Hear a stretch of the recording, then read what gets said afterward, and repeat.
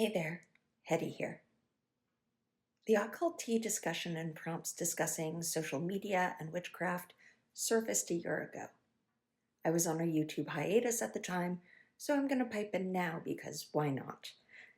If I only engaged with these sorts of community discussion at thread things within a couple weeks of them being posted, I'd have to sit out everyone because I'm basically really bad at being on top of the latest thing.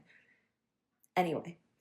This one I stumbled upon this past week, and I thought the questions, the topic in general, was well thought out and interesting.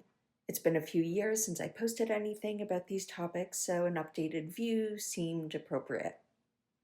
The name, very cute, and questions were put together by Leah Middleton, known as the Red-Headed Witch, and Ella Harrison. I'm not familiar with either of them, but I've linked their channels below. I'll obviously have to check out their material in the next few weeks. The discussion questions they developed cover a number of topics, too many for me to talk about in any meaningful way in a single video. So I'm splitting them up and doing them out of order, and other videos may come out in between. We'll see. Such is life here. Anyway, today I'm going to talk to you about, or chat at you about, influencer authenticity from the perspective of a consumer. So 3 questions that fell into this group were, do I think there's an element of censorship in online spaces? Have I ever encountered or heard of grifters in our community? And the third one is, how does a large following impact the perception of the creator? So the short answers are yes, not really, and it mostly leads me to assume that I won't care for the channel. So here's the longer answer.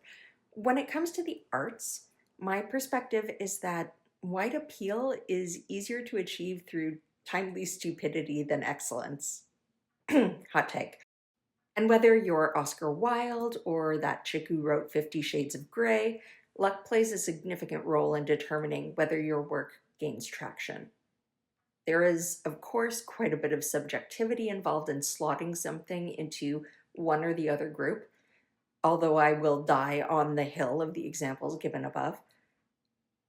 Lying somewhere between the utterly amazing and the terrible are a fair few very good artists that receive relatively little attention, and so instead develop smaller cult followings.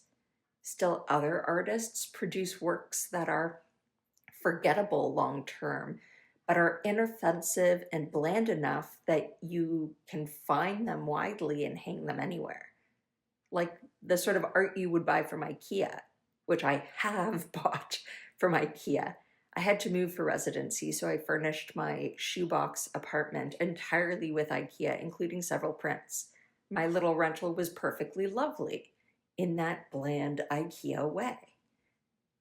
Anyway, I bring this up because I have historically found the same holds true for WitchTube, and that the majority of material I like best was published by smaller channels.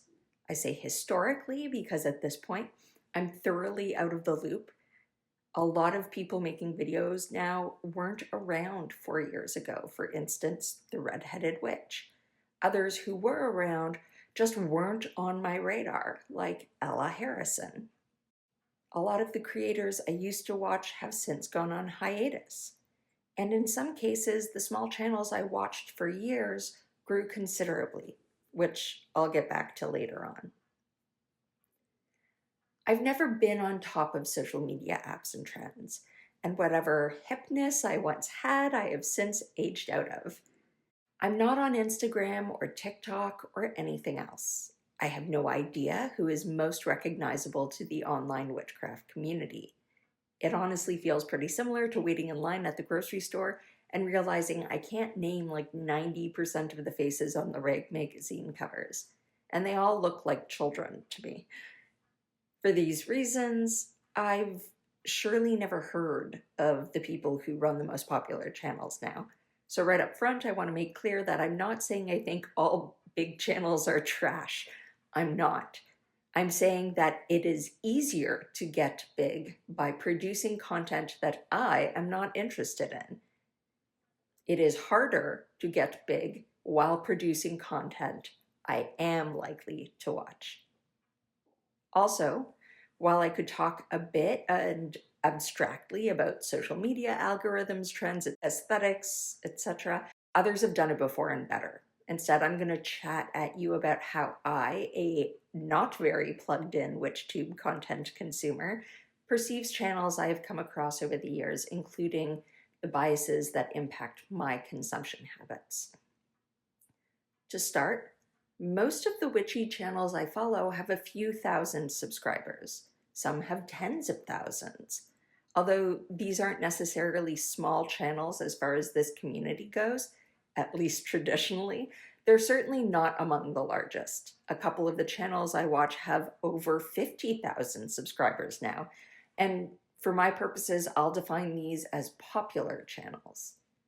And as suggested above, far from assuming that a large following confers authority, I tend to be biased toward assuming that popular channels are less likely to have something to say that I'll be interested in. There's nothing inherently wrong with this, mind. I don't think moral language really belongs in the conversation at all. Catering to this person's or that person's tastes and needs does not make a channel good or bad.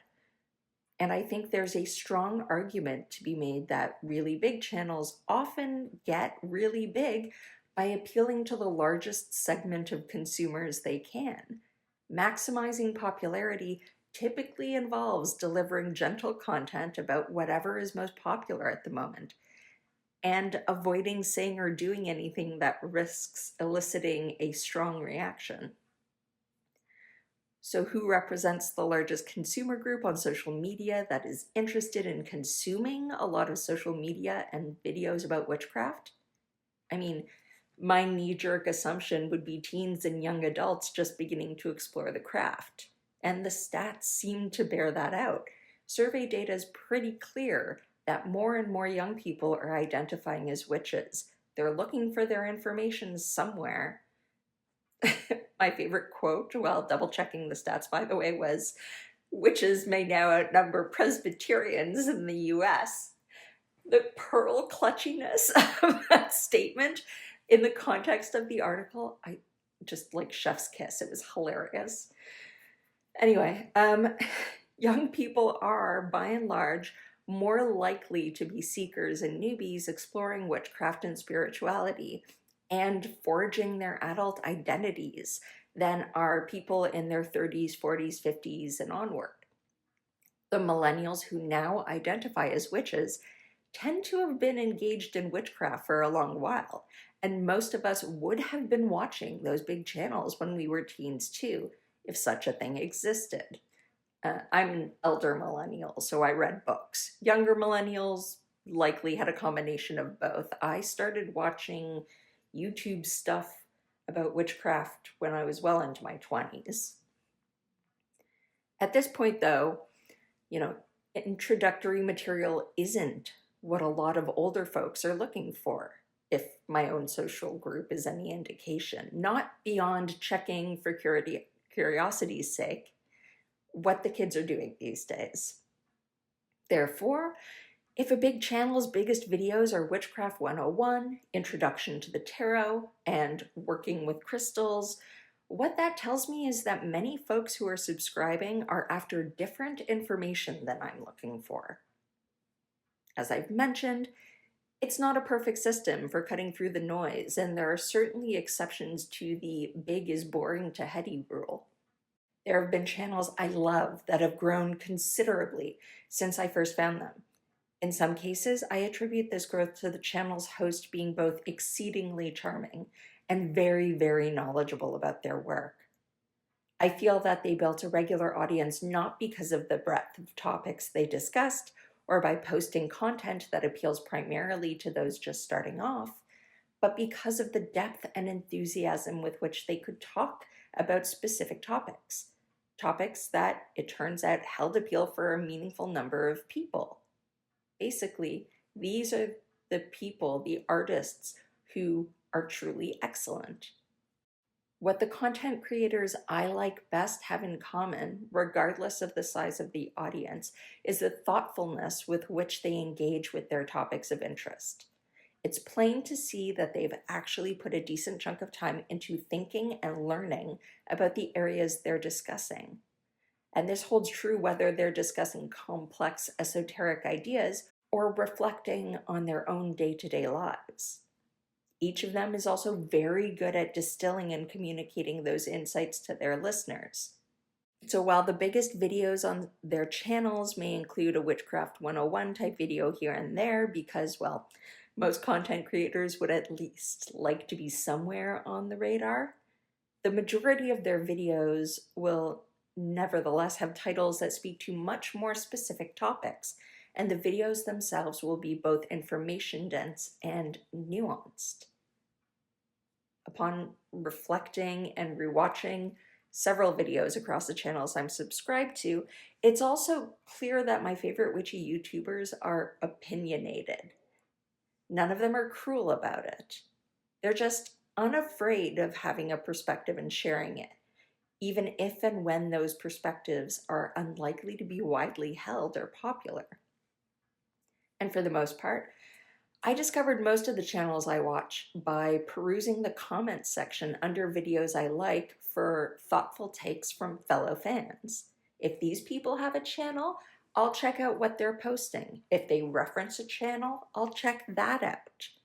Again, many of these very good channels are quite small, reflecting their specificity and often limited curation. At other times, I think a channel's growing popularity has led to its host becoming rather more entrepreneurial than I prefer. By which I mean, I began to feel that their desire to appeal broadly turned their content dull. And when I say dull, I mean dull for me. Their videos may remain accurate and information dense, but if they're geared toward teaching people the basics of the four elements, they're just not going to engage my interest. Their spicier opinions tend to vanish from view. In short, they seem to remold themselves into the sort of content creators who are mindful of not turning off a younger/newer audience of witchy or witchcraft. I think that hosts who start to prioritize growing their channel also feel a lot of pressure to upload very regularly, even when they haven't got anything to say. Silence is punished by the algorithm, after all. And the result is an accumulation of 10-minute videos about nothing. I may sit through 2 or 3 videos about nothing, hoping that in the last minute or two the speaker will get to a point of some sort. But after the third try, I'm likely to give up the cause for lost and unsubscribe. At other times, a growing channel's slide into dullness goes further, carrying a once beloved channel right over the edge into vapidity. When these are channels I've previously enjoyed due to the insight displayed by the host, I can only assume that this reflects an effort to say as little as possible so that their viewers don't feel challenged in any way and can safely assume the host shares all their beliefs. Asked a question, they respond with all the earnestness and conviction of a kid running for class president right before university applications are due. I've mentally dubbed this the Stepford witch phenomenon, and I think this is the sort of presentation that ends up smacking of inauthenticity. I think the prompt about grifters in the community may be hinting more at this sort of thing rather than, say, fraud that could be charged and tried in a criminal court. I think 95+% of us are probably on the same page about literal fraud, yeah? And of course, grifter is a label that some have applied to newbie witches who, for whatever reason, go viral and start selling stuff while the going's good. I'm not sure that I feel safe assuming that most, let alone all people who've discovered that they can make money from their followings by engaging in self-censorship plus personality erasure plus a sudden explosion of course offerings or something are literal scams. This holds true even when I privately suspect that what these people are selling held more value as a pile of raw materials. It takes a good bit of effort and financial privilege for a person to resist the temptation to become whatever whatever they think their growing viewership wants them to be. Resisting can be hard even when one privately suspects that capitulating to the masses may plop one squarely outside of one's depth. And I'm sure it gets harder the more attention one receives, whether positive or negative. So sometimes I think what looks like a cash-grabbing grift is just a manifestation of the fact that just because a person can make money doing something doesn't mean they're actually good at it. Anybody who's hired more than a couple of contractors should know this. Anybody who's hired more than a couple of contractors will also note that the bad ones don't seem to have any trouble finding work. I mean, I've hired them. Anybody who's had them has hired them. With all that said, I have no doubt that those who have successfully improved their own lives and finances at the cost of losing me as a viewer are entirely happy with that trade. And provided there's no blatant financial abuse going on, I'm perfectly happy letting them be. I don't have any interest in trying to make them feel bad about themselves by telling them I'm disappointed in their personality whitewashing or salesman-like behavior. After all, when I actually care enough to feel disappointed in a non-abstract sense, the feeling's mostly selfish and born of my previous admiration for their content. I want them to stick to their old material and style because it benefited me and made me like the person I imagined them to be. Clearly, many, many others now feel like their new material benefits them. It's really no different than, finding out a sci-fi author I like has wrapped up my favorite series in order to write mainstream fiction. I'll boo them in my head when I see their New York Times best-selling book, sure, but I don't really bear them any ill will. When I set aside my self-centeredness for a minute, I'm extremely happy for them because frankly, authors I like tend to be ones I think deserve to make a good living. I'm mostly just sad and frustrated that the parts of their talent and skill that I view as the real gems weren't appreciated by enough people to make it happen while those gems were on full display. The new thing they're making doesn't take away value from their earlier works for me. Unless of course they pull some season 6, 7 Game of Thrones shit. And I can think of like maybe one or two people peripheral to the community where that situation might apply. I don't feel taken in because, these hosts I have previously enjoyed watching shifted gears or because their priorities changed. I can be both accepting of their freedom to choose a different direction and simultaneously think less of what they go on to produce. So with all that said, what sorts of content creators do I want to hear from?